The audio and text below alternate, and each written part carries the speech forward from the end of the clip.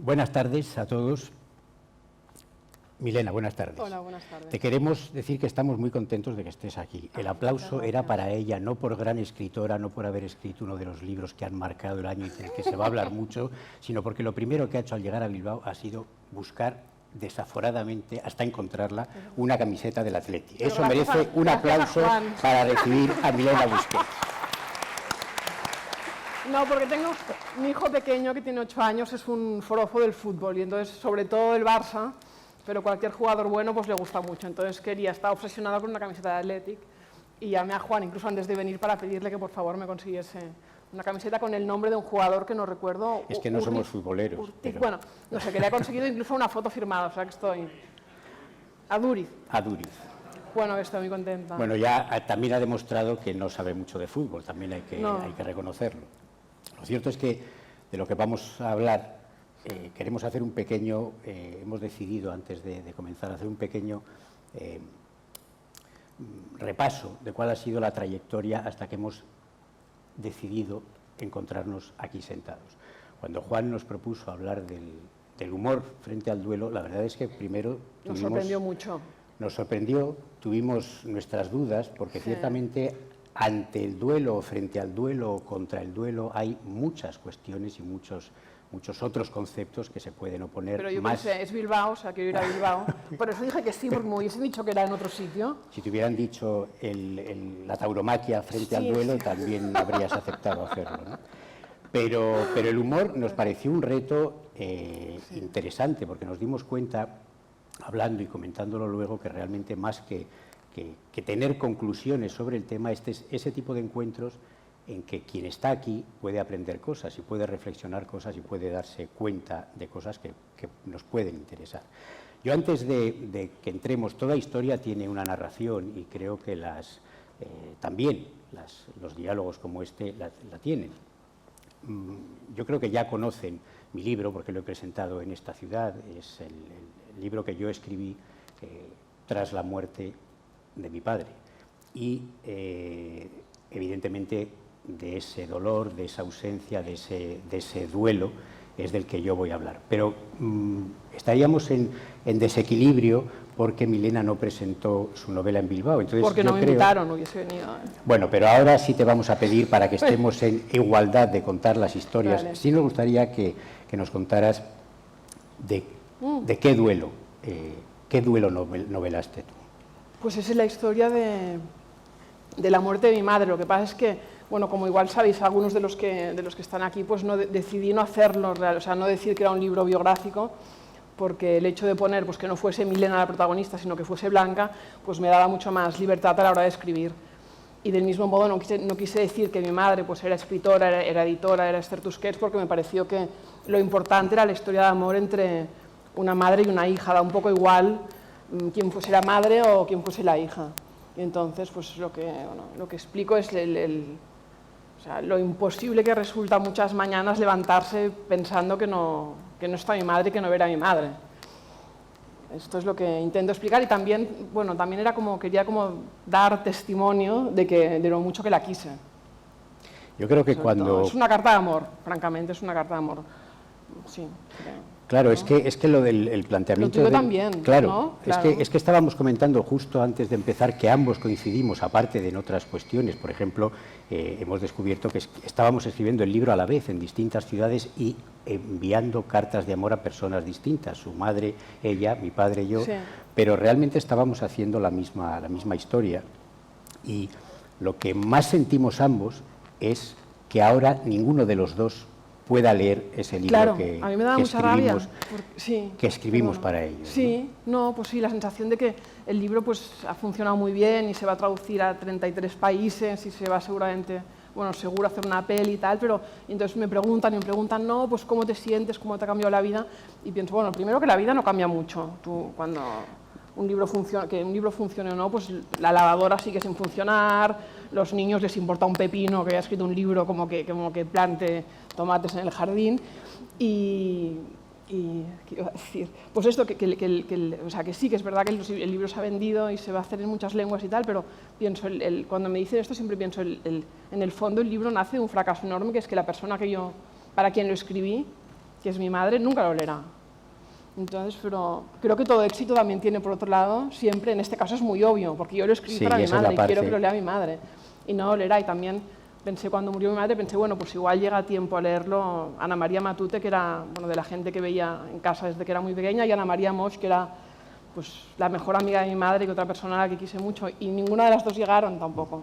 Y entonces, pero yo creo que es bueno que haya, pues, que el otro lado de la moneda, como también lo que decíamos del el duelo y el humor, pues quizá nos han invitado porque, por ejemplo, yo cuando el primer capítulo del libro, para los que no lo hayáis leído, es una escena en la que estoy enterrando a mi madre, o en que Blanca está enterrando a su madre, y a pesar de toda la tristeza máxima y de que sea uno de los peores días de su vida, la tía está lo bastante, o la tía o yo, Blanca, está lo bastante despierta para fijarse en un hombre guapo que está allí, que no se sabe muy bien quién es.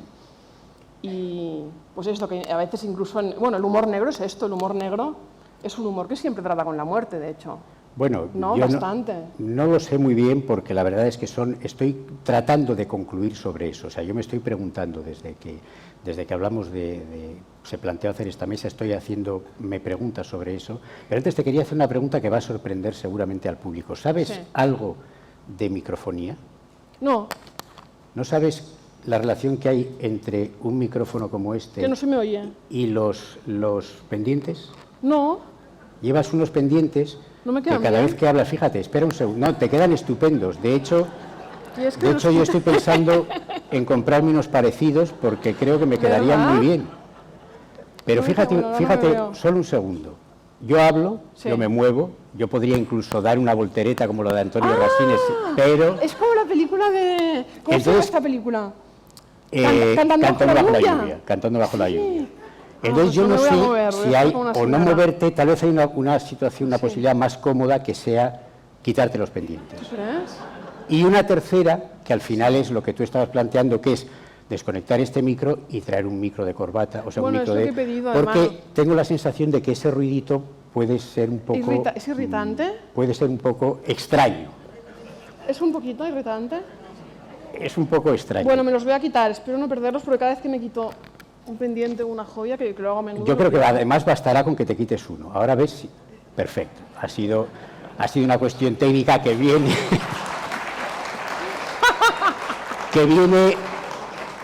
Yo como estoy sorda nunca oigo nada. Claro, es que esto yo me di cuenta cuando actuaba en el Paralelo barcelonés por las noches con pendientes, me di cuenta que la gente me lo dijo. Me dijo, quítate los pendientes que tus imitaciones serán mejores. Gracias. Bueno, y ahora podemos ya, una vez resuelto el tema de los pendientes, podemos seguir hablando tranquilamente de la muerte sin que el pendiente interfiera. Sí. A mí me da la sensación, yo no sé cómo lo ves tú, creo que más que saber cómo se puede oponer el humor contra el duelo, tengo la sensación de que este planteamiento nos está haciendo preguntas en las que tal vez, como mucho, sacaremos alguna conclusión hoy o trataremos de aprender algo.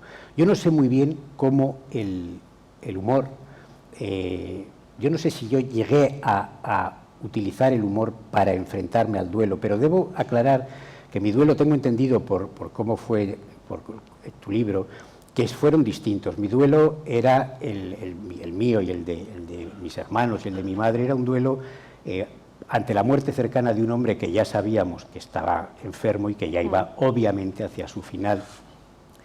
Y por tanto, esa sensación de que el duelo te envuelve por completo, casi parece que no hay tiempo, no hay espacio para otras cosas, simplemente estás diciendo, la muerte viene, va a venir, eso obliga a una solemnidad, a una seriedad. Es difícil sonreír, es difícil que haya cosas respecto a la persona que va a estar... Yo cuando estaba enferma mi madre, en el hospital, me reía mucho porque me río siempre, pero en realidad era una risa nerviosa, la verdad. Pero no te reías por la situación, no te reías... me horripilaba. Pero, sin embargo, después yo me pregunto... Es la situación menos cómica del mundo, por eso la locura de habernos invitado, porque... El duelo y la pena es que el duelo no te lo puedes tomar a la risa. Claro, por mucho que te rías de todo. Yo me río de todo y soy bastante pasota, pero no... Pero ¿tú no crees que el humor tal vez cuando empieza a aflorar, podría ser de alguna manera una señal? Yo casi me lo he imaginado como una balanza. En un lugar está el duelo y su desgarro y en el otro está el humor. Sí. que empieza a aflorar. Entonces, cuando ese humor empieza a aflorar, la balanza Sí, está puede inclinada ser, del lado sí. del dolor y de pronto empiezas a sonreír Sí. con algunas cosas, ¿no? Empiezas a Sí. divertirte con algunas cosas. Yo, por ejemplo, recuerdo... Pero es que yo siento que sigo en duelo, que siempre están en duelo Tú de estás alguna en... forma. Sí, bueno, pero Porque no me lo del refiero duelo ya...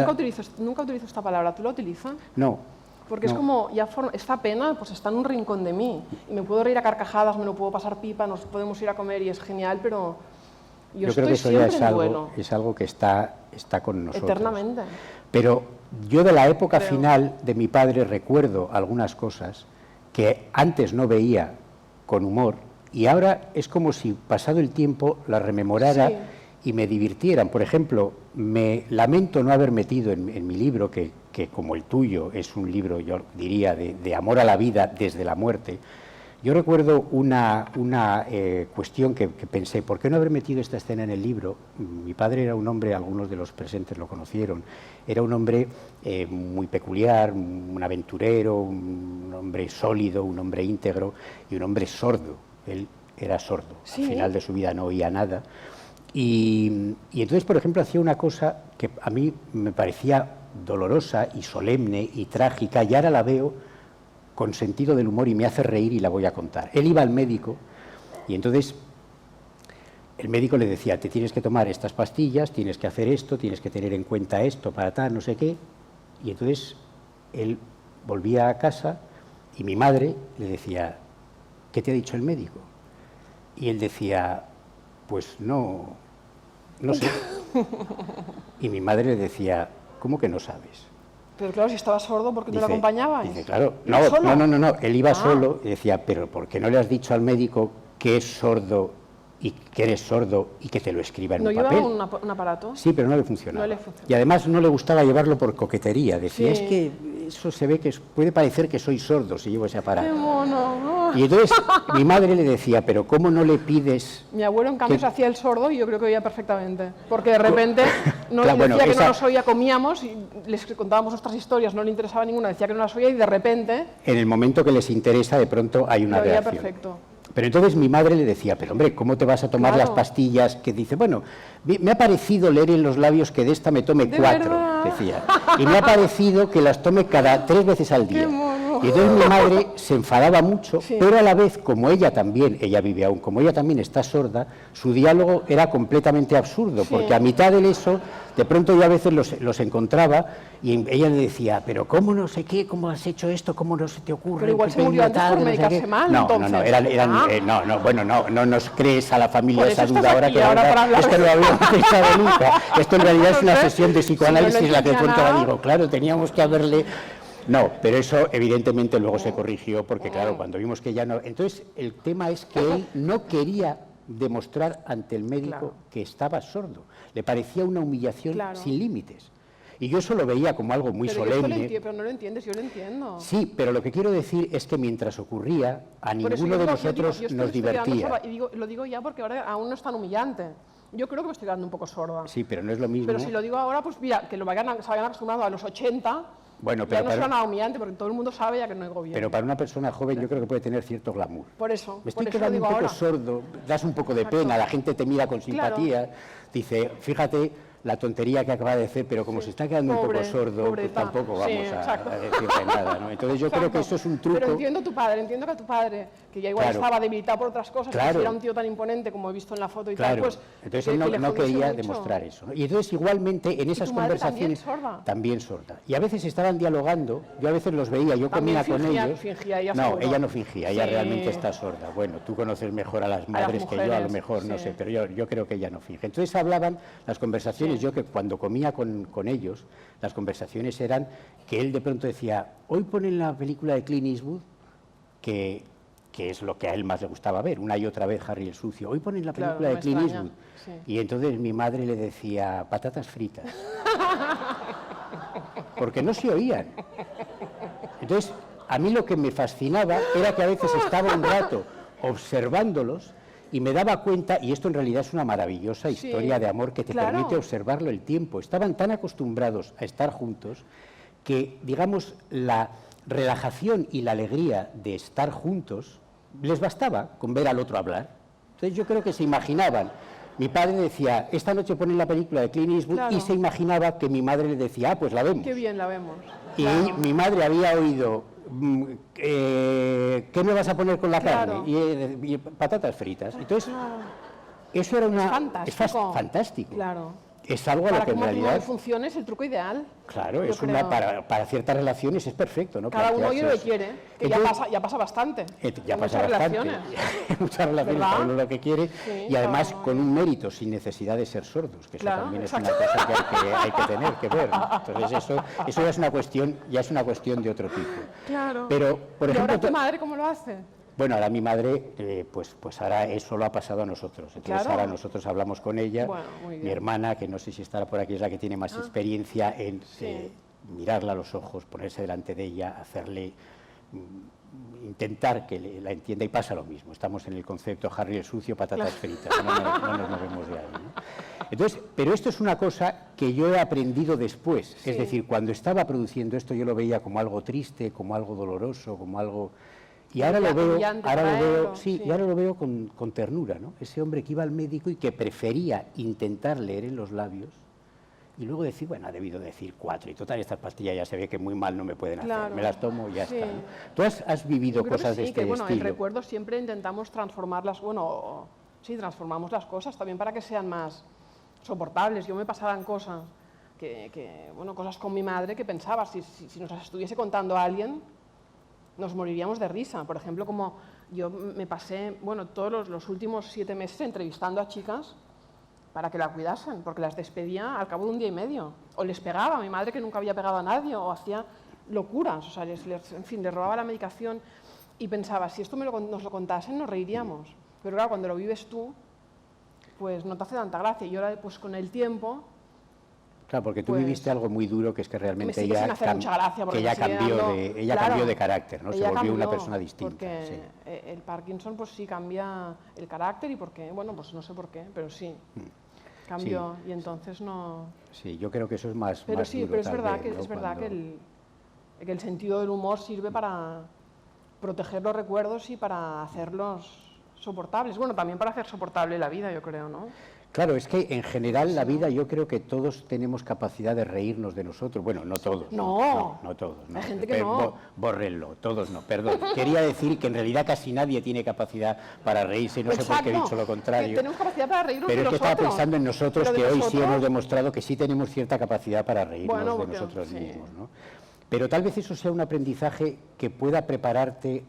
Yo creo que cuando a mí sí me ha servido observar la muerte de mi padre, supongo que además tu padre murió hace muchos Sí, años. yo tenía 17 años y murió también pues un cáncer muy rápido, fulminante, unos meses de estómago. Y las muertes, de alguna manera, yo creo que también aprendemos de ellas. Es decir, yo creo que el último regalo que hace una persona que se va, el padre, la madre, el último regalo que nos hacen para quienes observamos, y cuando esa muerte no es una muerte, digamos, de accidente, de algo, es decir, cuando esa muerte se produce dentro del proceso natural de la vida, yo pienso que ahí todavía nos están dando Sí, pero un sería aprendizaje. mejor que no se ¿no? muriesen.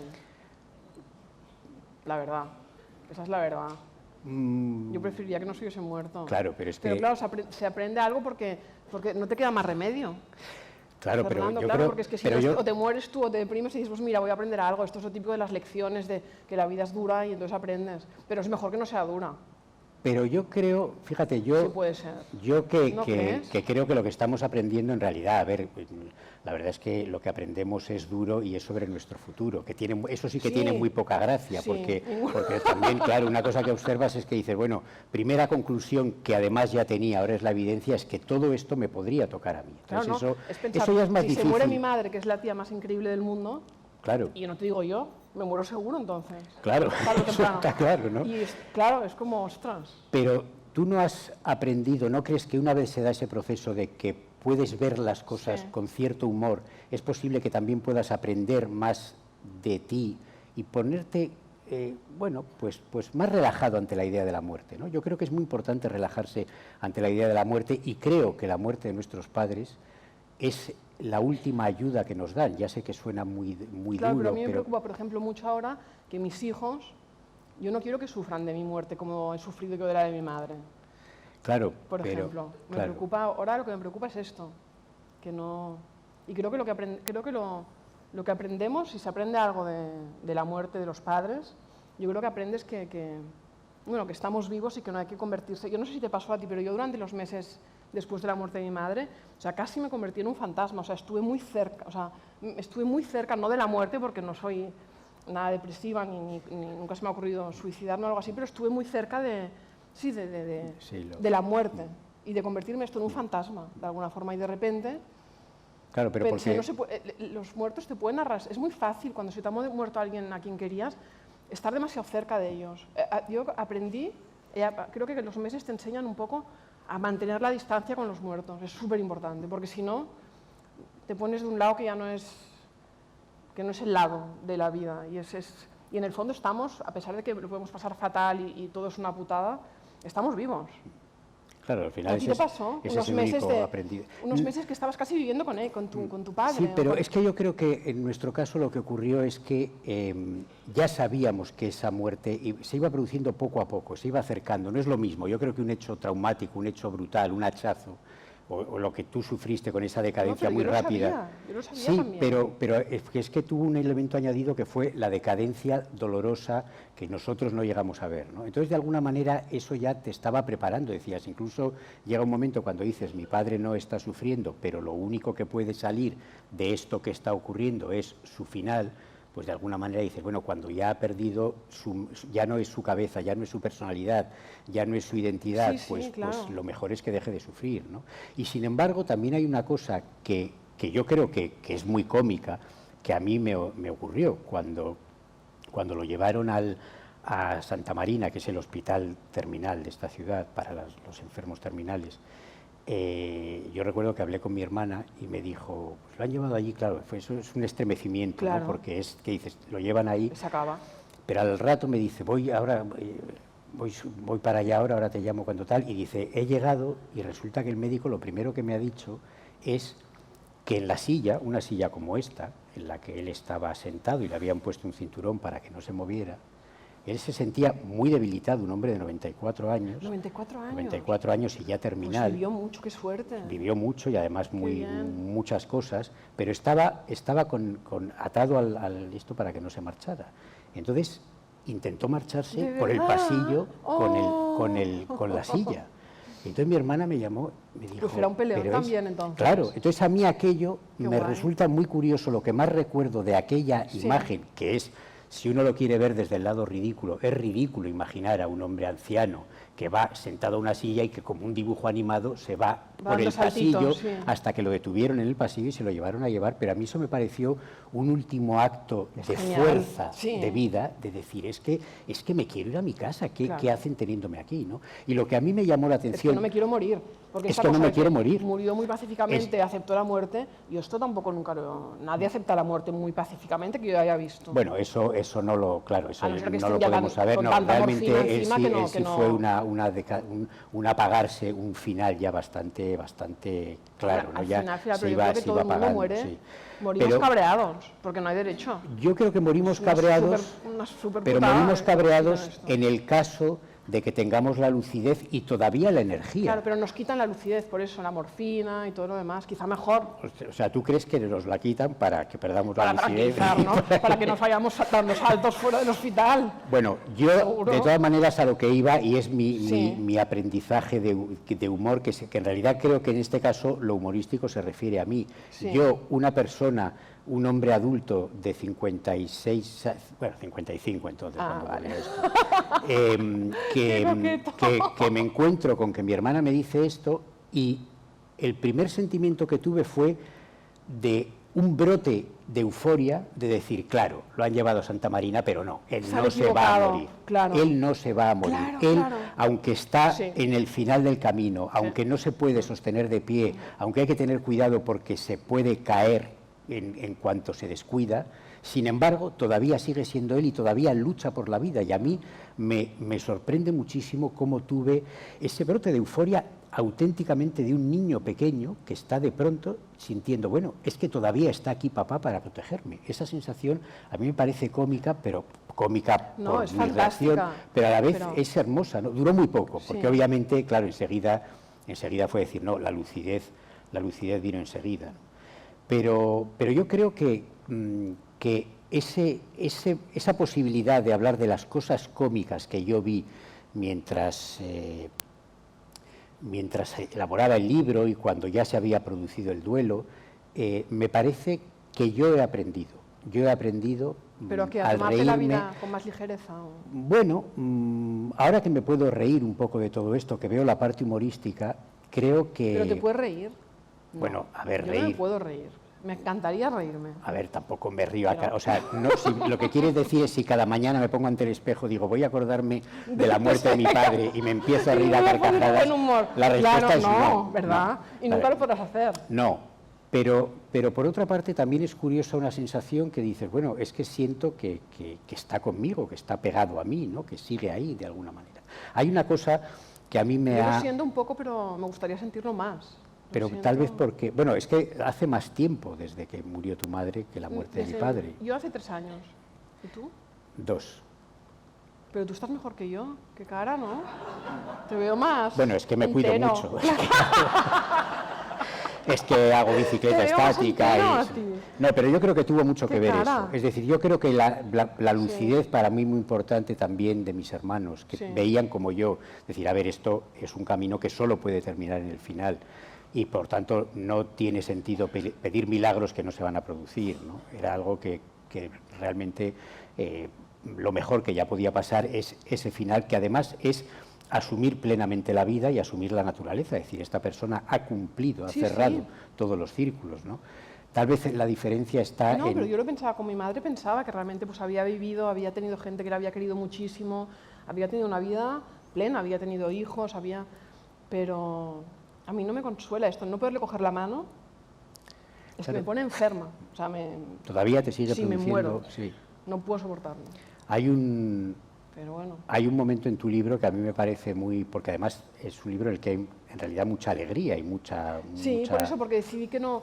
Bueno, me di cuenta que era muy peligroso convertirse en un fantasma y que en el fondo la vida te tira muchísimo. Por esto en el libro hablo pues, de cosas tan hedonistas, desde pues, bañarse en el mar, pues, el vino blanco, el sexo, todo lo que de alguna forma te obliga, te arrastra a la vida, que para cada persona pueden ser cosas distintas. Puedes ir al cine, puede ser el fútbol, puede ser...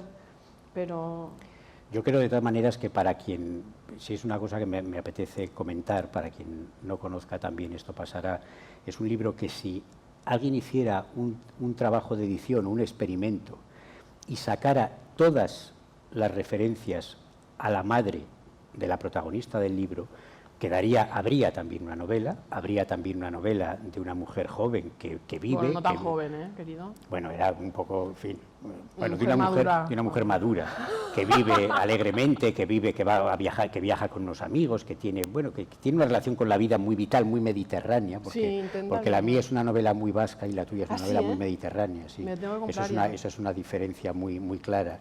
Y entonces, esa cuestión es que tu madre está solo en el pasado, no está en el presente, no está en la acción.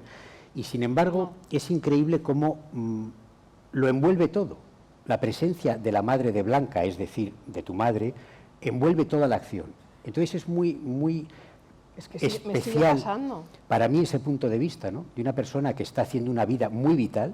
Blanca, el personaje de tu libro, o sea, tú estás haciendo una vida muy vital, hay energía, hay mar, hay sexo, hay comida, hay celebración de la vida por todos lados, pero está siempre ese personaje acompañándote, incluso en esos momentos.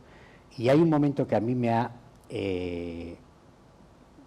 impresionado y emocionado mucho, y ahí sí que me es imposible completamente reírme ni sonreír, porque también lo viví yo, y no voy a desgranar naturalmente nada del final del libro, pero es ese momento final en que se muere, ¿no? Al final la chica se muere. Ese momento en que ella, el espíritu de tu madre, se va, en que tú explicas, dices, hay una especie de vocación, de final, pero no ha pasado en una que realidad, de pronto... Ya, pero en el libro es muy bonito. Yo sentí en un momento que yo sentí después de su muerte, mientras yo escribía el libro, yo no soy una persona nada religiosa, sentí que él estaba conmigo. Yo escribí mi libro en la vieja casa familiar, ya vacía, y ahí se dio algo que en realidad también puede ser humorístico o terrorífico, según que lo coja, pues yo qué sé, pues Antonio Resines o Stephen King, depende de quién lo cogiera, ¿no? Porque yo estaba yo solo escribiendo en aquella casa vacía, en la que fui niño, en la que fui adolescente, en la que fui joven, en la que fui hombre, en la que maduré, en la que comencé a acercarme sin llegar demasiado lejos a la vejez. Todo esto ocurrió en esa casa. Y entonces yo me encontraba a veces, y esto creo que también es absurdamente cómico, hablando con mi padre. Yo de pronto había una escena, yo por ejemplo todas las mañanas me levantaba a hacerme el café antes de escribir. Yo esto estoy deseando que me pase. Pues yo, hablar con mi madre. yo me levantaba por las mañanas, me hacía el café y mientras me hacía el café en aquella cocina donde tantas veces había desayunado con él, yo decía, hoy la escena que voy a hacer es esta, ¿qué te parece? Y entonces, como en lo de Harry el sucio y las patatas, obviamente no me contestaba, pero yo, bueno, lo traía a mí y yo sentía que él venía y que no me hablaba, no es que apareciera físicamente, pero el evocarlo, el hacer que estuviera en aquella cocina, pues de pronto rememoraba escenas de él, detalles, esos mínimos detalles, qué bonitos son para evocar a una persona. Su manera, por ejemplo, él tenía una enorme cafetera de esas antiguas, por supuesto la Nespresso y todo esto le parecía un artilugio. Entonces tenía una cafetera de estas que había antes, que podías colocar detrás un barril de agua para hacerte 25 litros de café. Una vieja cafetera a la que él le tenía una pasión especial y que siempre todos en casa nos hemos preguntado por qué no se tiraba y se compraba otra, porque tenía el cable que simplemente iba desde la cafetera hasta el enchufe, en algún momento se había roto y él lo había arreglado poniendo esparadrapos, poniendo esas cosas que a veces hacen los ancianos. Mi madre lo hacía con las gafas, llevaba las gafas con esparadrapos, en vez de ir a la óptica y decir, mire, me ponen unas gafas nuevas. Y entonces yo lo veía ante aquella cafetera parado, esperando, viendo cómo goteaba el café, con una taza ahí enorme, como si estuviera en el barco esperando el rancho, con una taza enorme, esperando ahí que se hiciera el café, sin saber que mi madre le mezclaba café con café descafeinado con achicoria porque no podía tomar café, porque ella sí averiguó que el médico aquel al que mi padre leía los labios le había dicho, entre otras cosas, que no tomara café. Entonces él tomaba un café trucado en una cafetera vieja y rota, pero estaba allí feliz. ¿La has guardado? No, la verdad es que... Bueno, sí, claro, muy bien. Pero tú seguro... Bueno, si es lo que te parece bien, pues... que tú no serás psicoanalista, porque estás aquí atacándome de una manera. Cada cosa que digo me dices, ¿no la tiraste? Porque me interesa saber, no te pregunto. No, la tiramos. Yo no sé si la hubiese tirado, yo guardé alguna cosa y... Pero yo guardé cosas. No puedo guardarlo todo, guardé cosas de él, pero claro, no puedes guardarlo todo. ¿Y no te gustaría que se te apareciera físicamente? Sí. ¿Verdad que sí? A mí también. Sí. A mí nunca me han mandado miedo los fantasmas. Claro, porque además de los fantasmas, no sé por qué pensamos que tienen que ser malos y con cadena y sábana. Los que se te aparecen deben ser los que te quieren, porque si no van a ver a otra gente. Bueno, también, ¿No? Bueno, no sé, eso es... La gente, yo siempre pensaba que si se me aparecerían sería pues esto mi padre. Yo creo que los fantasmas tienen que ser los de la gente que quiere venir a vernos por algo, ¿no? Claro, porque nos quieren. Claro, porque por ejemplo, una persona que se haya muerto... Y que nos odie, no hay ninguna. O a la que le debas 315 euros, pues no va a aparecerse para decir, estoy aquí para que toda la vida recuerdes que morí debiendo... No, claro, tiene que aparecerse alguien que te quiera, ¿no? Es más, yo creo que quien aparece es alguien que tú convocas de alguna manera. Entonces, a mí, por ejemplo, sí ocurre que yo puedo evocar la cara final de mi padre, la última cara que yo vi en el hospital. Pero es horrible. No. La cara de él, porque su última expresión tratando de decirme algo que no logró decir, yo esa expresión la veo y la tengo clavada. ¿Y no te la quieres sacar de encima? No quiero sacármela. No quiero sacármela porque me da la sensación de que es algo que me debe acompañar siempre y que esa cara de alguien junto a la muerte, la verdad es que esto tiene mucho sentido del humor, o sea, ver la cara final de alguien ante la muerte. Sí, es interesante, yo creo. Yo creo que es un poco fuerte, ¿no? Claro, es que es bastante difícil encontrar el punto de vista humorístico de algo tan complejo, tan complicado y que puede ser tan intenso y tan doloroso. Yo, por ejemplo, no he sentido, por desgracia, no siento su presencia o mucho menos de lo que querría, pero, por ejemplo, cuando en la casa que aparece en la novela y que realmente existe, que es la casa que tenemos en Cadaqués, que es un pueblo en la Costa Brava, pues tenemos ahí una gran mesa de madera donde nos sentábamos todos y ella tenía siempre un sitio. Y así como en su habitación, ella tenía la habitación de arriba, que es donde escribía, bueno, la habitación donde tenía las vistas más bonitas también del pueblo. Y en la habitación casi no, mira, he cambiado toda la casa, le he renovado, he intentado renovarla toda, pero la habitación de ella entro y al cabo de un momento salgo porque me da muchísima angustia, pero en cambio, sin pensarlo, estuve en Cadaqués unos 10-15 días este verano y de repente un día me di cuenta que me había sentado en su silla. Vaya en su silla, que ya no es su silla porque las he cambiado, pero en el lado de la mesa donde estaba ella. Y a partir de aquel día me senté allí. Y pensé pues, que era como un paso adelante, porque era igual que no... Era que igual ya no espero de alguna forma que se me aparezca o sentirla cerca porque está dentro de mí de alguna forma. Y creo que los muertos, ¿no? No sé. Yo creo que sí. Yo quiero pensar que sí, que es un paso gigante adelante, que algún día pues conseguiré... Pues esto, entrar en su habitación, igual incluso ocuparla. Pero, claro, es que... Porque eso no es la habitación de la casa, pero estoy durmiendo en una habitación ¿No lo has podido diminuta. hacer, por ejemplo? No, no. Que da rabia porque la casa ahora pues yo veo de todas maneras que tú estás en un estado un poco más tocado que yo. Sí. Sí. O sea, que no es una cosa que la diga como... Que tú has salido muy bien parado. Porque yo, claro, eso por ejemplo que estás diciendo... Es que además, claro, yo como soy un poco retorcido... Es que la relación madre-hija... Es distinta que padre-hijo. Es que ese es otro tema, ese es un tema que yo creo que fusionando nuestros dos libros eso es muy interesante. Y claro, como super bestseller, entonces. No, me refiero, fusionándolo en esta charla. Si hubiéramos dicho la mirada femenina o masculina frente al duelo, seguramente habría sido más fácil de... Porque yo creo que hay un punto de vista muy femenino. Sí, hay un punto de vista muy distinto, pienso, en tu libro que en el mío. A mí me ha dado la sensación, por ejemplo, de que yo soy mucho más megalómano que tú. Puede ser. Muchísimo más. Sí, extremadamente más. O sea, yo te veo muy poco megalómano. En cambio, veo que mi libro, por lo que, haciéndolo en comparación con el tuyo, creo que soy muy megalómano. Bueno, ya tenía una idea al respecto, ya sabía más o menos que lo soy, pero creo que en el libro yo empiezo a hablar de mi padre muerto y acabo hablando de mí, y me parece que tú haces lo mismo. Lo que pasa es que es más que probable que la mirada de las mujeres sea, es que no sé cómo decirlo, tal vez es una mirada más asentada en la tierra, más cabal y más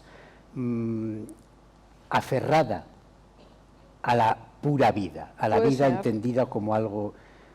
Es decir, yo veo que tú has hablado de las cosas esenciales de la vida y yo en mi libro hablo pues de mi fantasía, de las ideas, de los delirios que yo podía tener. Esto me resulta... Bueno, que igual tú eres más intelectual, digamos, en algún modo. Que yo no soy nada, no es un insulto, ¿eh? No. Me ha parecido que has tratado de ser amable, pero la verdad es que no veía muy bien la megalomanía y la intelectualidad. No, al contrario, tú eres bastante intelectual. Hay muchas reflexiones en tu libro. Qué bien que me lo digas, porque yo tenía el complejo de niña, como era una casa tan llena de intelectuales, yo era como la frívola y la nada intelectual. Yo creo que en tu libro hay, aparte de ese viaje a Cadaqués que haces con tus amigos y tanta alegría y tanto Mediterráneo y tal, hay muchas reflexiones. Yo he traído el libro, aparte de para enseñarlo, porque como digo, yo ya lo presenté, pero ella no, entonces bueno, pues así un poco... Pero hay una escena de sexo que me gustaría leer, porque es una reflexión que me pareció muy interesante y también porque al final, aunque uno hable del humor ante el duelo, siempre de lo que sea, de sexo. Siempre una escena de sexo viene bien para... Y esta escena a mí me hizo mucha gracia, es una escena con mucho sentido del humor, muy absolutamente light, pero en cuanto al sexo, pero en cuanto a la reflexión que hay, me pareció muy interesante. Intelectual. Sí, una reflexión social. Me gustaría que la comentara. A ver. Dice, hay hombres que no tienen radar sexual o que apenas lo usan. Empieza bien. Es una lectura comentada. No. Vale, me encanta mucho más. Pero es que en las escenas de sexo conviene hacer una pausa para que la gente capte. Lo asimile. Hay hombres que no tienen radar sexual o que apenas lo usan, ahí se está dando una información que interesa objetivamente. ¿No? Vale. Solo cuando lo necesitan y luego lo apagan. Vale. Y hay otros que lo tienen encendido permanentemente, incluso cuando duermen, en la cola del supermercado, delante de una pantalla de ordenador, en la sala de espera del dentista, dando vueltas enloquecido, emitiendo y recibiendo ondas. esta es la parte sexual y he aquí la reflexión intelectual que a mí me encantó. Qué bien. La civilización subsiste gracias a los primeros, el mundo gracias a los segundos. Yo creo que es maravilloso. Creo que aquí estás descubriendo la clave de un montón de cosas que... Sí. Entonces, el libro está lleno de observaciones de este tipo, que yo creo que el lector, hombre o mujer, se siente muy... Pero esta reflexión, por ejemplo, pienso que es femenina. Creo que esto no lo habría escrito ningún hombre. Sí, puede ser, pero es más, sois más los hombres así, las mujeres también. Hay a mujeres ver, ¿qué quieres decir? hay mujeres que sí que tienen más No, las mujeres igual tienen siempre un radar encendido, pero es un radar de otro tipo. Las mujeres están siempre más, digamos, a la búsqueda del amor, me parece. De una forma un poco más igual romántica, creo. Y los tíos es un tipo de atención distinta, yo creo. No sé. Bueno, pero es que ahí lo has dicho con mucha nitidez. Y es que además bueno, yo creo claro, que porque igual estuve 2 semanas escribiéndolo. Es Ahora aquí, bla, bla. ¿Tú crees que esto es el pim pum? O sea, que la cosa es, claro, es fácil que tú te pones 2 semanas escribiendo un párrafo y le das un toque intelectual. Pues claro, el toque intelectual. Yo estoy 2 semanas escribiendo un párrafo y nunca logro darle un toque intelectual como este. No, claro, pues sí. Pero sí creo que esa diferencia, esa cuestión entre la mirada masculina y femenina de la lectura, de la escritura... Ante la muerte seguro que está, tienes razón tú. Y ante la muerte está también, porque es muy, muy curioso cómo todo lo que aquí cuentas a mí me sorprendió. Es decir, mi libro son saltos atrás pensando en mi reflexión sobre lo que me genera el recuerdo de mi padre, su biografía cuando yo era joven. Tu acción de tu libro transcurre en un poco tiempo, la acción real, en 15 días. Y sin embargo, ahí estás dando toda la filosofía y toda la presencia de tu madre tan importante para ti, porque hay algún momento en el que en medio de toda esta celebración de la vida, que es la novela, también hay un momento que dices, mi madre es la mujer de mi vida, que eso es una frase que impacta a quien la lee, porque el amor de mi vida, ahora la mujer de mi vida, cuando conozco a alguien, pues puede ser gente fantástica o nuevos amigos o amigas o quien sea, y siempre es como, ostras, mi madre no lo ha conocido, no lo va a conocer, no sabrá, y es como un pequeño fallo en la gente. En cambio, la gente que me viene a ver y que ha conocido a mi madre, aunque sean los más tontos del mundo, es como los acojo con enorme entusiasmo, porque digo, ostras, esta tía conoció a mi madre. Y la gente nueva es como, ostras, no ha conocido a mi madre, ¿cómo me voy a enamorar de si ni siquiera ha conocido a mi madre? Me cuesta mucho más, la verdad, es como... Esto es un poco hitchcockiano, ¿no? ¿Tú crees? Un poco, sí, o sea, si le das... Yo creo que todo esto pues igual sí que se va superando, no lo sé, pero la he hecho mucho de menos, en tonterías así, pero... Bueno, tonterías, no sé, o sea... Y ahora, por ejemplo, Hombre, que pensando... la pobre gente no tiene la culpa de no haber conocido a mi madre. Por ejemplo, yo no tengo la culpa... No solo tengo que tener en cuenta para enamorarme de ellos o para ir a comer, para hacer amistades nuevas. Claro, yo digo, y nos hemos conocido y fíjate ya el fallo del que parto, que no he conocido a tu madre. Ya es en plan... Pero bueno, me has dicho que conociste a Ana Moix, a la Matute... Sí. Lo has arreglado un poco. Es un poco, claro... No si lo llevas a ver, pero está bien. Si lo llevas a ver, habría mentido, habría dicho que conocía mucho más, pero eso, por ejemplo, me resulta curioso, ¿no? Me parece de una intensidad muy grande. Creo que hay una fusión mucho más distinta, claro, porque no tiene por qué ser mayor. Creo que tiene que ver, porque se me han acercado muchas mujeres con relaciones con sus madres también muy especiales y muy apasionadas. No sé por qué es distinto. Con tu madre, ¿tú crees que también lamentarás más su muerte que la de tu padre? Es una pregunta estúpida, pero ¿cómo crees que igual sufrirás más con la muerte de tu madre? Pues eso yo creo que es bastante imprevisible. Es decir, creo que no sé qué puede pasar. En teoría, nuestra madre tiene 94 años. Claro, es que ya 94. Está decaída físicamente, no oye bien, se mueve con dificultad, pero está muy lúcida, extraordinariamente lúcida. Por ejemplo, es una persona que dice que la vejez no es tan tremebunda, porque dice, a ver, Bueno, sí lo es en un sentido. Sí, la gente que dice esto Sí, no, es una mentira tal. Sí, no, a ver, pero Porque respecto... los 43 son tremebundos. Bueno, lo que pasa es que tú eres una pesimista. No soy una pesimista, soy una súper optimista. Los 43... Pero la gente que dice es estupendo, no volvería a los 20 años por nada. Yo es que daría este brazo por volver a los 20, que vengan y me lo corten ahora mismo. Los 43... Volver a los 20, incluso sin brazo a los 20, ya me apaño. ¿Te parecen tremebundos los 43? Me parece todo... Pues cuando llegues a mi edad vas a ver, o sea, te va a parecer... No, porque ahora ya creo que ya estamos en la tremebundez. Ahora ya estamos, a partir de los 30, a los 80... A partir de los 40 ya... No, pero quiero decir que creo que también hay cierta actitud. Mi madre, por ejemplo, considera que el tiempo, hay que cambiar la relación con el tiempo. Ella dice, antes yo iba a hacerme un café a la cocina en 10 segundos y no me daba cuenta de que iba, y ahora me lleva 10 minutos de ir. Entonces, el tiempo ha cambiado. Yo creo que también es seguramente porque ella tiene una relación con la vida muy intensa y muy fuerte, ¿no? Muy de aferrarse, muy de... Pero tú no te despiertas, y a veces me despierto por la mañana y como con ganas de gritar que me devuelvan mis 20 años. ¿Cómo se atreven? Pero gritarle a quién. Pues no sé, a quien Gritarle sea al mundo, responsable, ¿no? sí, porque me parece indignante que nos hayan quitado, que nos quiten la juventud. Bueno, pero ¿Cómo a se ver, atreven? Es indignante. Bueno, yo creo que porque la juventud nos lo dan todo, nos dan la fuerza, el valor, y de repente poco a poco nos van quitando gota a gota. La verdad es que lo que no entiendo es cómo has hecho un libro tan tierno y tan bonito cuando... ¿Verdad? Cuando soy una arpía. Pues sí, hablando contigo, ahora estoy escribiendo, nos lo quitan todo, gota a gota. Es que soy buena escribiendo, miento mucho. Deberías hacer a lo mejor ahora con seudónimo una versión, La verdadera Milena. The Dark Side. The Dark Side of Milena. Vale. Claro, y entonces tú ahora cuentas, dices, todo lo que conté ahí, no, ahora os voy a contar la realidad. La verdad. Nos lo quitan gota a gota, esto es tremebundo. Yo daría el brazo, pero nadie me lo quiere ni cortar. Exacto, es que no nos dan ni esta opción. Claro, porque eso si es lo que da más rabia. Eso es lo peor del mundo, ¿no? Porque si tú pudieras decir, es cierto que sería un equilibrio, si tú pudieras decir, bueno, yo quiero volver a los 20 y que me corten el brazo. O no, lo de Dorian Gray lo hizo mucho mejor Wilde esto ya. Sí, lo hizo bien, ¿eh? Hizo bien. Esto lo que pasa es que... La idea esta de mantener... ¿Tú lo harías? Sí, mañana, ahora mismo. Lo de... ¿Dar mi alma al diablo? Lo de... Ahora mismo, pero es que... Pero no lo quiere, es que el diablo... Tampoco está interesado. No, claro.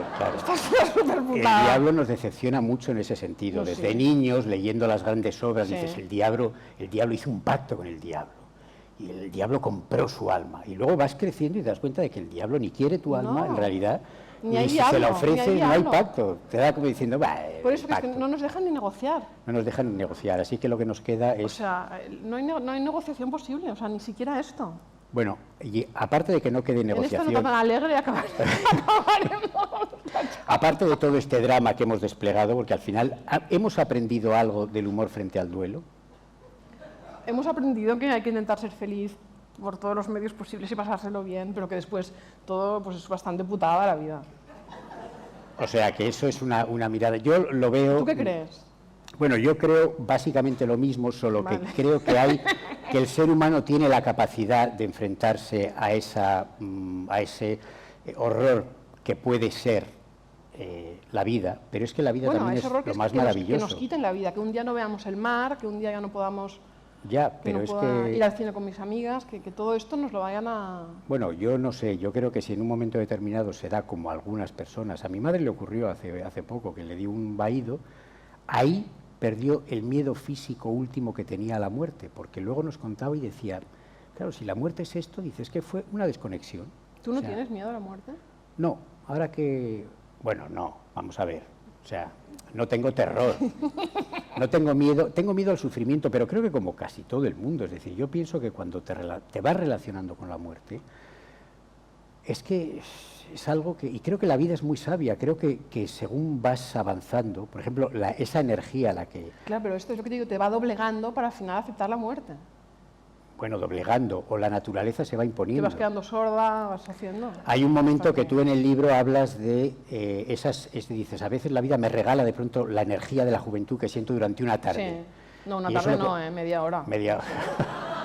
No exageremos. Verás que dentro de poco serán 10 minutos. Dentro de 10 años dirás, en el mismo encuentro dirás, bueno, verás que esto ahora, la euforia de la vida son 5 minutos que me dan.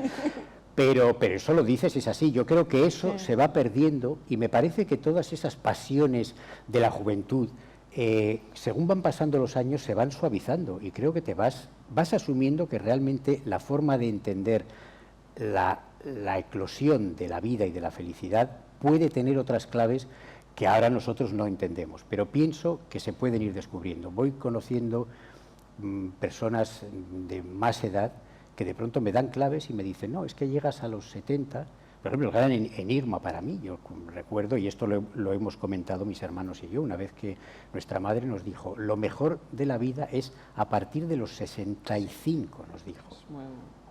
Es muy mona, os quiere mucho. Esto es para que estéis tranquilos. Claro, es que una madre nos quiere y entonces ella vio tú interpretas, tú eres una destroyer, ¿eh?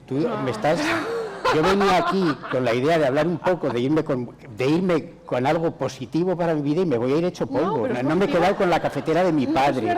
Mi madre me dijo lo de los 65 años para no agobiarme. Bien, hemos comido sí, maravillosamente, claro, ahora, pero tú... pues está bien, hay un montón de gente que nos ha venido a ver. Sí, pues, sí, ¿qué más sí, quieres? todo eso sí, pero ya con tu punto de vista dices, bueno, sí, pero vamos, pero esto tampoco estando la muerte a la vuelta de la esquina, era un poco lo mismo. Pero igualmente es fantástico.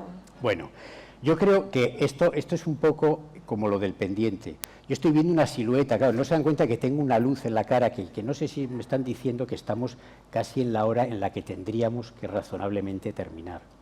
Pero tú querías dar la oportunidad...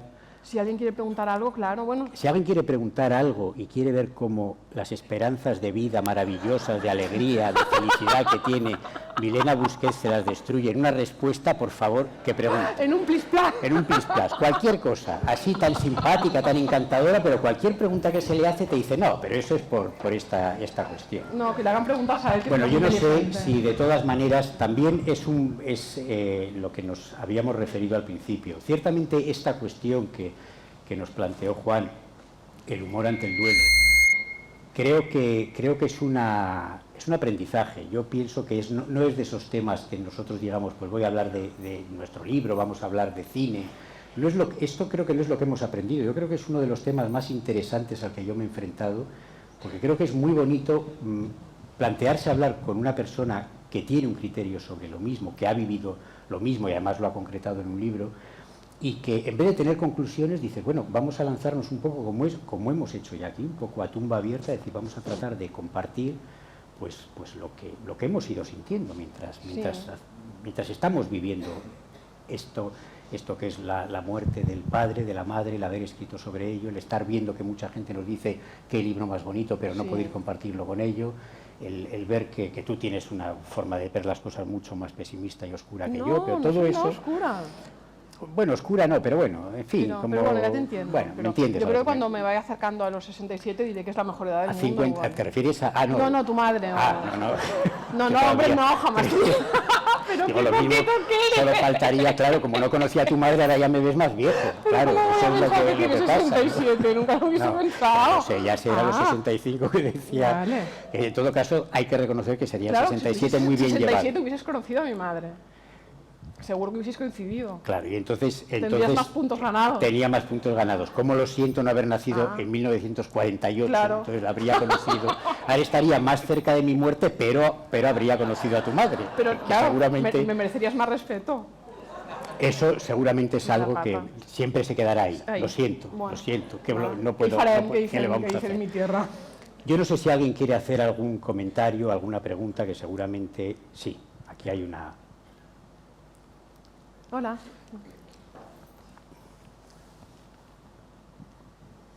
Gracias. Milena. Hola. Esa historia de amor que nos has contado, historia de amor a tu madre. Yo conocí a tu madre. ¿De verdad? No personalmente. Era para caerte bien. Conocí las memorias de esa vieja dama indigna y quedé fascinada por ella. Y quería preguntarte, porque me ha conmovido mucho, ¿no? Yo también viví una historia de amor así con mi madre, que ya falleció, y entonces me he sentido muy identificada. Pero en esa historia quería que nos contaras tu percepción de cómo tú eras mirada por tu madre, porque ya hemos visto cómo tú mirabas a tu madre, esa mirada enamorada, ¿no? La mujer de tu vida, has dicho, de esa manera tan conmovedora. Bueno, a veces también, yo creo que todas las relaciones así de amor tan apasionado también hay veces en que odias. También. O sea, a veces la miraba a veces con mucho amor, pero a veces la hubiese tirado por la ventana. Claro. O sea, la hubiese asesinado. Es que quizá para amar mucho también hay que poder odiar, ¿no? Pero, ¿cómo te sentías tú mirada por ella? yo mirada por ella, Sí. pues también dependía de las veces, a veces con mucho amor y a veces también era una persona, bueno, era siempre una persona muy exigente, me educaron un poco a la antigua, era muy importante, pues, muy importante tratar bien a los demás, ser respetuoso, era no decir bobadas, por ejemplo, no se hablaba en balde en casa. Oyéndome a mí nadie lo diría, pero realmente había como mi madre, yo le podía echar el rollo durante media hora y muchas veces no se molestaba ni en contestarme, como él con la cafetera del padre y cuando imagina que lo tiene al lado. No, era una tía muy exigente, pero nunca dudé de su amor. Creo que ella dudó al final un poco del mío. Dicen que por la enfermedad, pero yo nunca dudé, o sea, es un amor, yo creo, de madre e hija como fundacional realmente, al menos para mí lo fue. Por eso también creo que cuesta tanto después vivir sin esto, porque todo lo demás son réplicas empobrecidas de este amor, menos los hijos, yo creo.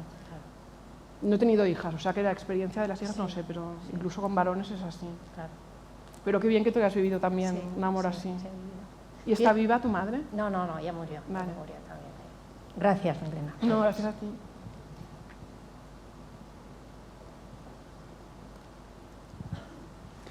Bueno, pues, si no hay más preguntas. ¿Tienes alguna pregunta? No, porque sé que me iba a ser, quiero acabar bien el día. No quiero saber nada más. No quiero saber nada más. Ha sido Pero suficiente. aquí sí hay una...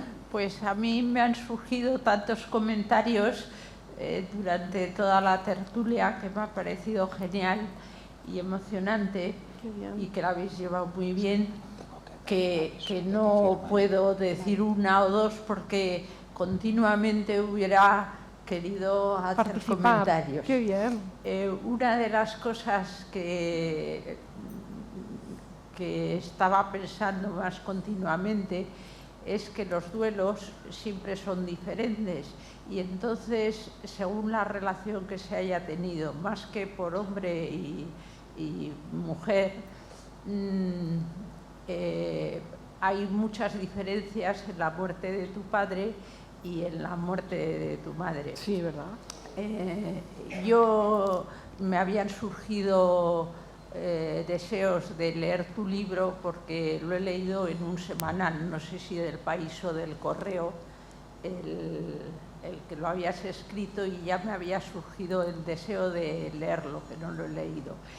Y de ti me ha surgido ahora desde el principio. Qué bien. Las diferencias que son grandes es que tú has tenido un padre que ha muerto ya a una edad que se espera que se pueda morir. Y además la forma, y lo mismo tu madre, por lo que has dicho, que son personas que han vivido con alegría, diría yo, y que han disfrutado de la vida. Y entonces tu duelo puede conectar más con el humor y con identificarte. Sin embargo, Milena la ha perdido mucho antes. Pero tenía 75 años y ha tenido una vida, o sea, sí, amigas, amores, trabajo, niños. Sí, pero éxito profesional. Yo tengo 73 y me parece que todavía claro. Es distinto.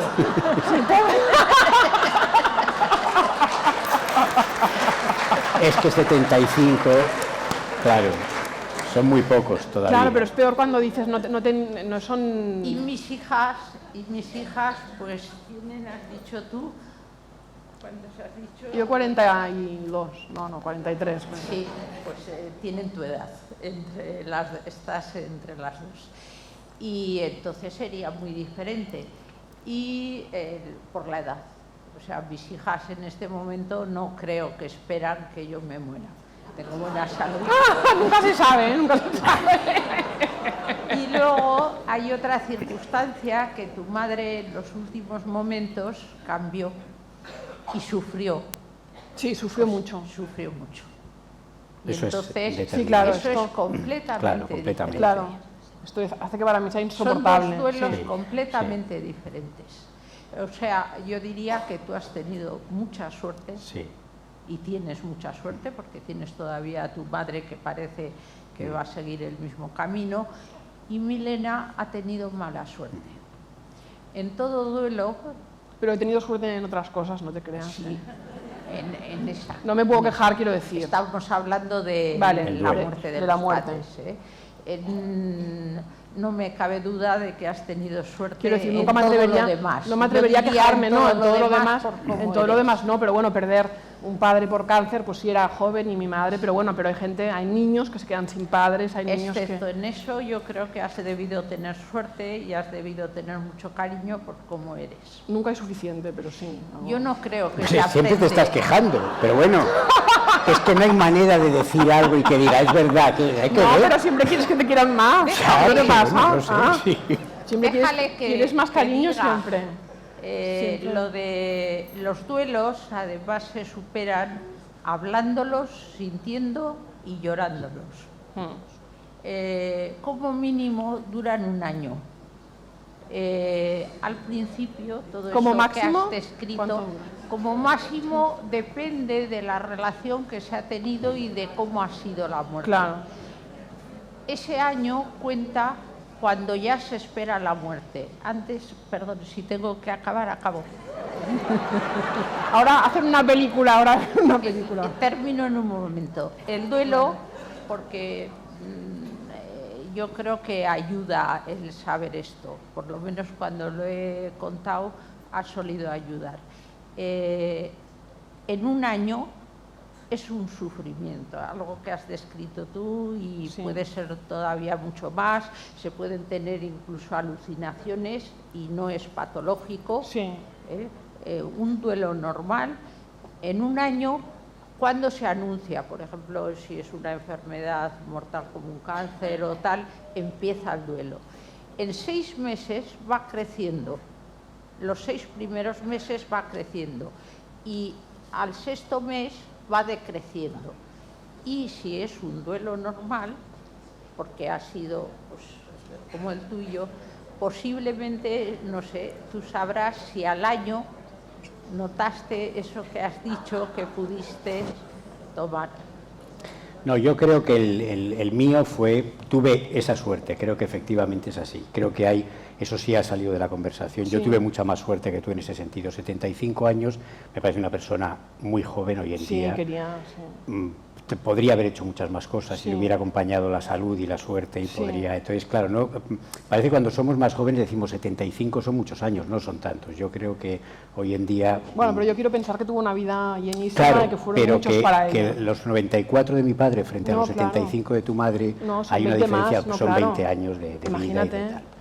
En fin, nos quedamos con que el humor es muy importante, pero una palabra que se le parece mucho todavía es más importante, que es el amor. Seguramente las dos cosas, si ya las sumamos, entonces ya somos maravillosos. Muchas gracias por